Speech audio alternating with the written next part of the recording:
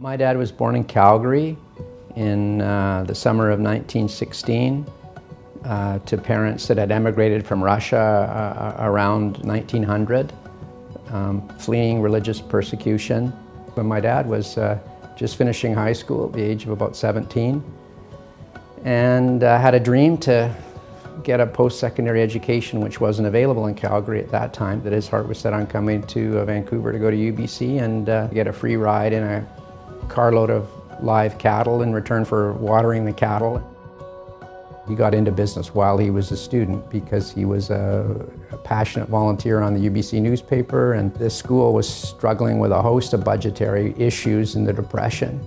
The kids that were running the UBC were having a hard time, collecting enough advertising revenue to keep the paper going, and my dad made a deal to take over production of the paper and guaranteed them so many pages of stories and editorial space in return for taking over the right to produce the paper. Little did he know that would launch a 45-year business journey that stands as a testament to figuring out 3 or 4 million seemingly impossible challenges.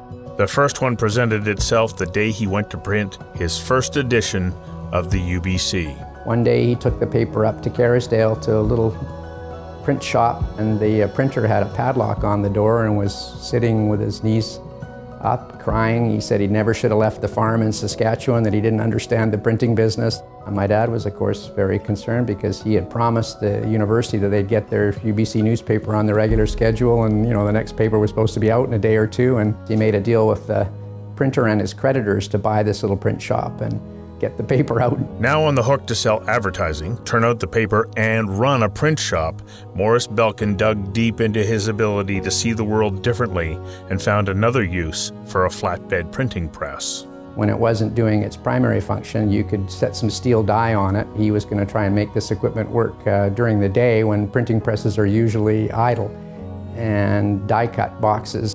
Morris had determined he could undercut the big guys like McMillan Blodell and press pastry boxes at a discount to his customers. Pretty soon he was printing other newspapers, and then he got into food packaging. But what really changed his business profile was sort of the onset of supermarkets and consumer food packaging. Safeway, SuperValu, Stong's, IGA, Dairyland, they all needed packaging.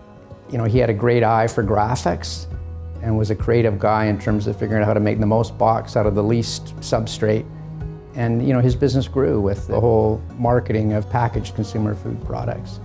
He was always the underdog, tight on cash, tight on investment capital, but rich in ideas and ingenuity that built a printing and packaging company that had operations from the Pacific to the Atlantic.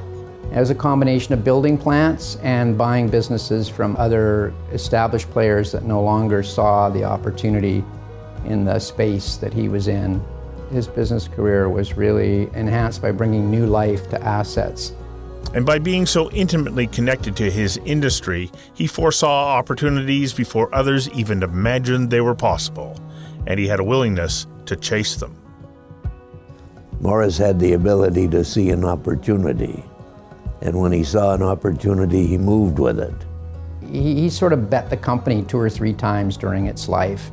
And one of the game-changing times was when the George Weston Group in Toronto got wind that maybe they were interested in divesting that business. And before anybody else in the business knew that there was an opportunity, he bought this company, and it more than doubled the size of his business. If you're fortunate and you do well, you give back to the community that you live in. From humble beginnings to a national presence, Morris Belkin never lost sight of his role in issues that were larger than himself. He was extremely active in a number of Jewish community organizations, rising to the presidency of the Jewish Community Center. It was here that he met a premier in the making, Dave Barrett.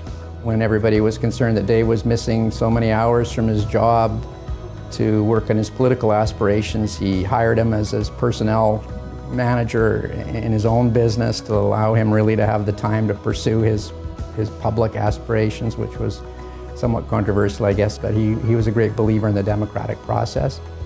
And he was always the individual that led the pack, that made the first commitment. Morris Belkin You built an extraordinary company in an extraordinary way, employing thousands of people and generously giving back. You built and we benefited.